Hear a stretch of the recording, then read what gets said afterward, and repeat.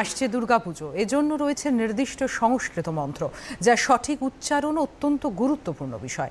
সে কথা মাথায় রেখে পুরুলিয়ায় পুরোহিতদের প্রশিক্ষণ শিবিরের আয়োজন হলো। এই প্রসঙ্গে জানিয়েছেন অন্যতম উদ্যোক্তা কানুন মিশ্র।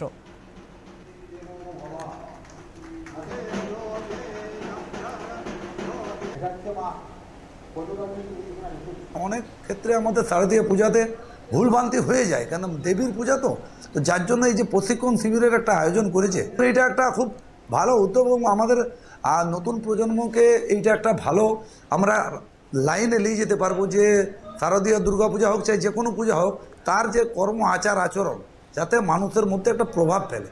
ব্রাহ্মণদেরকে সবাই দেবতার উপরেই সম্মান করে প্রত্যেকটা সমাজের স্তরের মানুষরা। সেই ক্ষেত্রে এইসব শিবির থেকে নতুন প্রজন্ম অনেক কিছু ভালো কিছু শিখতে পারবে।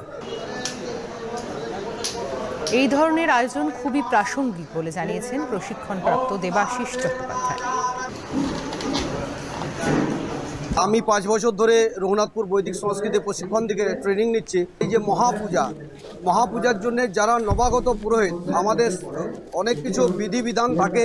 নবপত্রীকে কিভাবে বাঁধতে হয়, মহাস্নান কিভাবে করতে হয়, মহাস্নানের জল কি লাগে, মৃত্তিকা কি লাগে, সেসব আমাদের যারা অগ্রজন আমাদের গুরুদেব শ্রী কানন মিশ্র মহাশয় এসছেন, আমাদের পরম গুরু শ্রী করুণাময় বন্দ্যোপাধ্যায়ের এই প্রশিক্ষণে আমরা যারা নবাগত তারা প্রচুর শিক্ষা গ্রহণ করছি।